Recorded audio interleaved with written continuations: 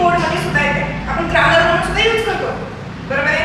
तर बघा हे जे काही रूल्स आहेत ते मी तुम्हाला समजून सांगते. सगळ्यात फर्स्ट रूल काय क्वेश्चन टाकायचा, right as it is sentence. जे काही सेंटेन्स तुम्हाला दिले ते सेंटेन्स तुम्हाला ॲज इट इज खाली लिहायचे आणि त्यानंतर त्याचा तुम्हाला कॉमा. असे एक एक रूल्स सांगण्यापेक्षा मी काय करतो तुम्हाला एक्झाम्पल सोबत करून दाखवते. First, I play cricket. हे तुमचं फर्स्ट एक्झाम्पल आहे. तुम्हाला काय करायचं आहे, फर्स्ट रूल काय आहे तुमचा, right as it is, I play cricket. त्यानंतर त्यात मी कॉमा दिलो. नेक्स्ट, आता जर तुमच्या वरच्या सेंटेन्स मध्ये हेल्पिंग वर्ब असेल तर as it is helping verb खाली घ्या आणि जर हेल्पिंग वर्ब नसेल तर आपल्याला टेन्स नुसार हेल्पिंग वर्ब घ्यायचा आहे. जसं की हे प्रेझेंट टेन्स याच्यामध्ये येणार डूडल्स, बरोबर आहे. स्ट्रक्चर कोणतं आता, सिंपल प्रेझेंटचं सब्जेक्ट वर्ब आहे ऑब्जेक्ट, हेच तुम्हाला खाली दिलंय, तेच तुम्हाला यूज करायचं आहे, डूडल्स यूज करायचं आहे. मग बघा आता तुम्ही ते यूज केला, ठीक आहे, टू. ओके, नेक्स्ट रूल, जर वरचं सेंटेन्स पॉझिटिव्ह असेल तर आपल्याला खालच्या सेंटेन्स मध्ये इथं काय घ्यायचंय, निगेटिव्ह हेल्पिंग वर्ब घ्याल. काय करणार, डोंट. त्यानंतर आता लास्ट काय करायचंय तुम्हाला, मेन आहे सब्जेक्ट, की ज्याला तुम्ही क्वेश्चन विचारणार आहात किंवा स्वतःशी सुद्धा तुम्हाला कन्फर्मेशन पाहिजे तर जो काही इथं सब्जेक्ट दिलाय तो आपण ॲज इट इज घेणार. पण त्याच्यामध्ये सुद्धा सब्जेक्ट जर प्रोनाउन असेल तर तुम्ही ॲज इट इज घ्या आणि सब्जेक्ट जर नाउन असेल त्याला प्रोनाउन मध्ये कन्वर्ट करा. जसं की तुम्हाला माहिती आहे आपण मुलांच्या नावासाठी काय घेतो, ही. जर इथं रोहित असतं, रोहित प्लेज क्रिकेट, तर आपण काय घेतलं असतं, रोहितऐवजी ही, बरोबर आहे. आणि त्याच ठिकाणी जर मुलीचं नाव असतं तर आपण काय घेतलं असतो, शी. आणि त्याच नॉन लिव्हिंग थिंग असू द्या, ॲनिमल्स नेम असू द्या, बर्ड्स नेम असू द्या, तेव्हा आपण काय घेतो, इट, बरोबर. आणि प्युलर नाउन असेल अनेक वचन तेव्हा आपण घेतो दे, बरोबर. असेच काही सेंटेन्स आपण बघूया. आता हेल्पिंग वर्ब आहे सेंटेन्स मध्ये, I am not singing song, बरोबर आहे. आता काय करायचं तुम्हाला, या सेंटेन्सचं क्वेश्चन काय तुम्हाला कन्फर्मेशन करायचं, I am not singing, first right as it is singing song, comma. त्यानंतर बघा इथं काय दिलं तुम्हाला, निगेटिव्ह, बरोबर. हेल्पिंग वर्ब पण आहे आणि निगेटिव्ह पण आहे, त्याचं तुम्हाला काय करायचंय, पॉझिटिव्ह. मग काय करणार तुम्ही पॉझिटिव्ह करताना, एन, बरोबर. Helping verb, negative helping verb असेल तर पॉझिटिव्ह हेल्पिंग वर्ब करा.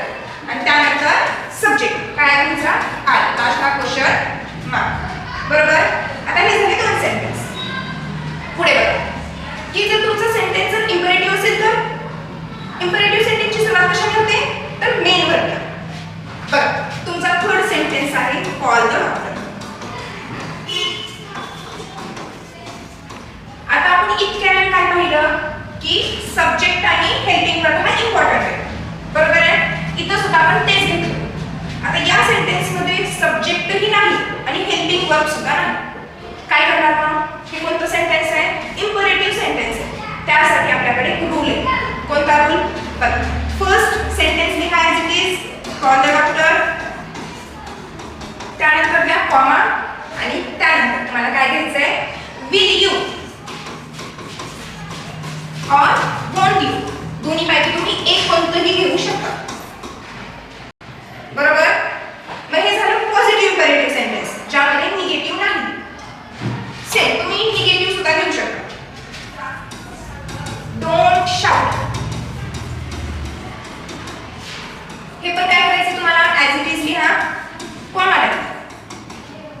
आता प्रश्न असा सुद्धा करू शकतो, कसा की आपण घरी जर पॉझिटिव्ह हेल्पिंग वर्ब असेल तर निगेटिव्ह घेत होतो आणि निगेटिव्ह हेल्पिंग वर्ब असेल तर पॉझिटिव्ह घेत होतो, बरोबर आहे. मग इथं निगेटिव्ह आहे तर आपल्याला इथं पॉझिटिव्ह घ्यायला हवंय का, तर तसं काहीच इम्पॉर्टंट नाहीये. इथं सुद्धा तुम्ही विल यू किंवा वॉन्ट यू क्वेश्चन दोन्ही पैकी काहीही घेऊ शकता, दोन्हीही चालेल, ओके. त्यानंतर जर वाक्याची सुरुवात लेट न झाली तर काय करा, let's play together. First of आपल्याला फर्स्ट काय ॲज इट इज सेंटेन्स, त्यानंतर द्यायचं आपल्याला फॉर्म. बरोबर. आता तुम्हाला माहिती आहे लेट्सचा फुल फॉर्म काय होतो, म्हणजे हा काय कॉन्ट्रॅक्टेड फॉर्म. त्याला आपण फुल केलं तर काय होते लेट अस. अस काय ऑब्जेक्टिव्ह केस. बरोबर आहे. ह्याची नॉमिनेटिव्ह केस करा काय होणार वी. आपल्याला काय भेटला सब्जेक्ट भेटला. बघा मग आपण वी ला काय यूज करतो शॅल है ना. इथं आपण काय घेतलं होतं विथ. मग त्याच पद्धतीने आपण वी ला काय यूज करतो शॅल. मग आपल्याला भूल काय येतं काय घ्यायचं आपल्याला shall we question mark. Shall to we असं काही घेऊ नका. आपल्याला सिंपल शॅल वी एवढंच घ्यायचं.